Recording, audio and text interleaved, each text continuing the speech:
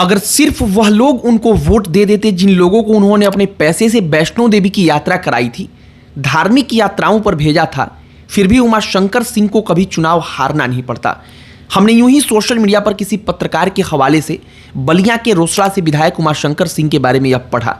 इसके बाद दिलचस्पी बढ़ती गई और अंतिम संस्कार के दृश्यों को देखने के बाद लगा कि एक बार इनकी कहानी पढ़ी जानी चाहिए, बताई जानी चाहिए। मायावती की पार्टी बसपा के इकलौते विधायक उत्तर प्रदेश में उमाशंकर सिंह थे और मायावती जब श्रद्धांजलि देने आई तो भावुक होकर उन्होंने कहा कि भाई तो हमारे कई बने जब समय अच्छा था तब, लेकिन जब संकट का समय आया तो सब छोड़कर चले गए। लेकिन सच्चे भाई उमाशंकर सिंह ही थे जिन्होंने एक बार बहन बनाया तो फिर हमेशा साथ खड़े रहे, चाहे परिस्थिति जैसी भी आई हो। 2 लाइन में परिचय इनका इतना जान लीजिए कि बलिया के बहुत बड़े ठेकेदार और ठेकेदार बनने के बाद 2012 में पहली बार विधायक बने और जब पूरे उत्तर प्रदेश में बसपा की टिकट पर जनता ने किसी को विधायक का चुनाव नहीं जिताया या फिर एक भी विधायक चुनाव नहीं जीत पाया, वह साल था 2022 का और उस वक्त पर भी एक विधायक जीतकर सदन में पहुंचे तो वह थे उमाशंकर सिंह। उमाशंकर सिंह की जब तबीयत खराब थी उस वक्त पर इनकम टैक्स की रेड पड़ी, लेकिन फिर भी बसपा के साथ खड़े रहे और अंतिम संस्कार की कहानी एक अलग ही है। पूरी कहानी आपको बताएंगे और सब पर चर्चा करेंगे, लेकिन आगे बातचीत करने से पहले हमारा नमस्कार स्वीकार करिए। हमारा नाम मोहित कुमार सिंह है। अंतिम संस्कार में सड़क के किनारे जैसा हुजूम था और महिलाएं गांव की आकर के अंतिम विदाई देने के लिए उनको खड़ी थी। मुझे नहीं लगता कि यह सिर्फ खरबपति या फिर करोड़पति बनने से हासिल कोई कर पाएगा, किसी को हासिल होता होगा। हम एक व्यक्ति की कहानी सुन रहे थे, हमने उस कहानी को पढ़ा और वह बड़ा ही अच्छा लगा तो इसलिए आपके साथ साझा कर देता हूं। वह व्यक्ति उमाशंकर सिंह के बारे में जिक्र करते हुए लिखते हैं कि अभी उमाशंकर सिंह केवल बहुत बड़े ठेकेदार हुआ करते थे और उनका एक नया घर बन रहा था और वह हमारे घर से सिर्फ कुछ मीटर की दूरी पर था और उस वक्त पर हम सब बच्चे थे तो एक पार्क था और वहाँ हम सब क्रिकेट खेला करते थे। लेकिन उमाशंकर सिंह के घर के काम के लिए गिट्टी और बालू गिराया गया तो उसी पार्क में लाकर गिरा दिया गया। आमतौर पर छोटे नगरों में, गाँवों में ऐसा होता है। ये कोई विडंबना वाली बात नहीं है। वो विडंबना वाली बात इसलिए नहीं है क्योंकि जहाँ खाली जगह है लोग वहाँ पर सामान गिरवा दिया करते थे। अब जो बच्चे उस पार्क में खेला करते थे उनके लिए कोई जगह बचा ही नहीं था। लेकिन वह क्रिकेट जब नहीं खेल पा रहे थे तो फिर उन्होंने 2 दिनों तक बड़ी कोशिश की कि आखिरकार क्या करें। और इसके बाद बच्चा पार्टी उमाशंकर सिंह अपने उस घर पर जब आए हुए थे तो वहाँ पर गया और कई घंटे तक वह लगातार वहाँ पर घूमता रहा। वो जाते थे फिर चले जाते थे, आसपास घूमते रहते क्योंकि किसी की हिम्मत नहीं हो रही थी कि उनसे जाकर इस बात को कह पाए कि आप बालू और गिट्टी हटवा दीजिए। उमाशंकर सिंह के किसी आदमी ने बच्चों को बहुत देर तक नोटिस किया और फिर उसने बच्चों से पूछा कि क्या हुआ है तुम सबको, कोई बात है। अब बच्चों ने अपनी बात बता दी और फिर उस व्यक्ति ने उमाशंकर सिंह को वहीं पर जो मौजूद थे उनसे वह बात बताया और तब उमाशंकर सिंह हंसते हुए बाहर निकले और उन्होंने कहा कि बस 1 दिन का समय दे दो, तुम्हारी खेलने के लिए वह गिट्टी और बालू हम हटवा देते हैं। अगले दिन शाम तक उस पार्क के अंदर से बालू और गिट्टी हटा दिया गया था और यह बेहद सामान्य सी कहानी है लेकिन किसी भी व्यक्ति को समझने के लिए पर्याप्त है।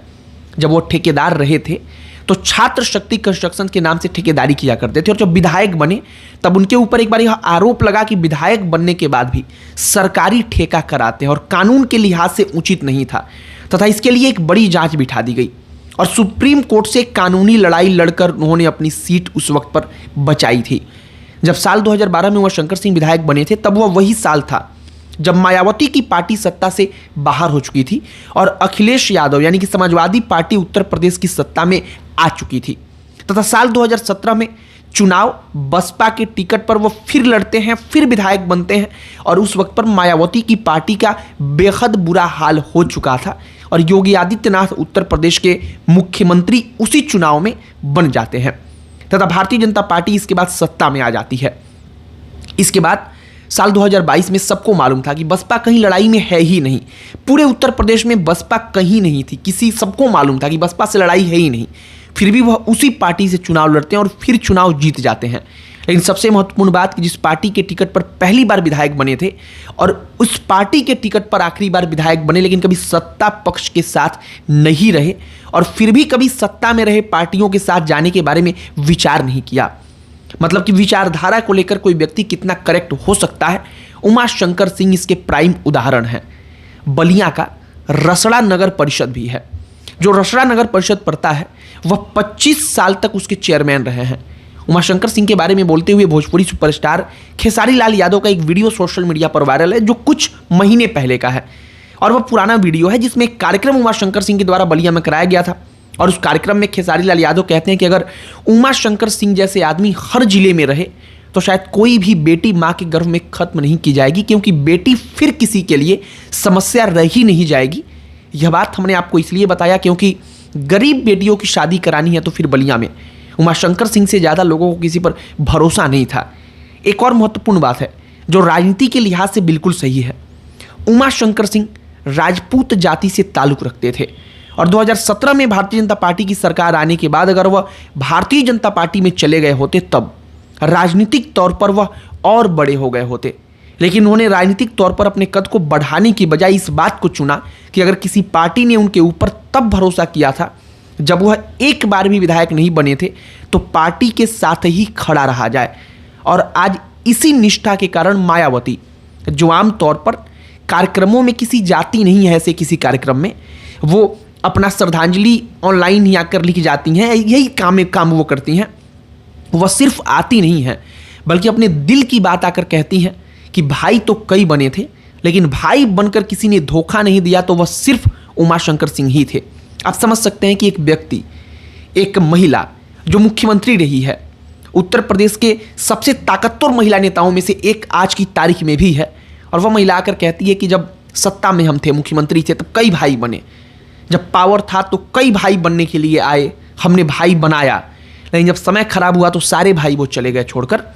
लेकिन उमाशंकर सिंह ही वो थे जो बुरे वक्त में भी हमारे साथ रहे, जिन्होंने कभी धोखा नहीं दिया, और यह उस व्यक्ति के चरित्र को बताने के लिए पर्याप्त है। हमने अंतिम संस्कार का जो पूरा का पूरा वीडियो देखा, कई सारे वीडियो जो वायरल है जहाँ हुजूम है, मतलब वहाँ पर गिनती नहीं हो सकती कितने लोग हैं। गाड़ियों का काफिला आप मत पूछिए, मतलब एक बार शुरू हो तो उसका अंत नहीं हो, ऐसा लग रहा था। महिलाएं गाँव के इलाकों से निकलकर, जो गलियाँ होती हैं वहाँ से महिलाएं निकलकर सड़कों पर खड़ी थीं। किसी ने बुलाया नहीं था कि आ जाओ वहाँ पर, हम तुमको पैसा देंगे इसके लिए, बल्कि वो महिलाएं सिर्फ इसलिए खड़ी थीं क्योंकि अगर कोई उमाशंकर सिंह नाम का व्यक्ति जो उनको धार्मिक यात्राएं करवाता था तो वो उस व्यक्ति के जाने से इतनी दुखी थी कि वो सड़क पर आकर खड़ी थी, अंतिम विदाई दे रही थी, और उसके वीडियो सोशल मीडिया पर खूब वायरल हैं। हमने उमाशंकर सिंह के बारे में पढ़ा तो हमने सोचा कि जरा एक दो कहानी बताई जाए। हम आमतौर पर वो कहानी नहीं बताना चाहते हैं जो हर कोई जानता है कि कितना में जन्म हुआ, इसके बाद वो कैसे राजनीति में आए, क्योंकि ये तमाम कहानियां हर कोई जानता है। लेकिन कुछ कहानियां जो व्यक्ति के चरित्र को दर्शाती हैं, हमने सोचा कि वो आपको बताई जाए।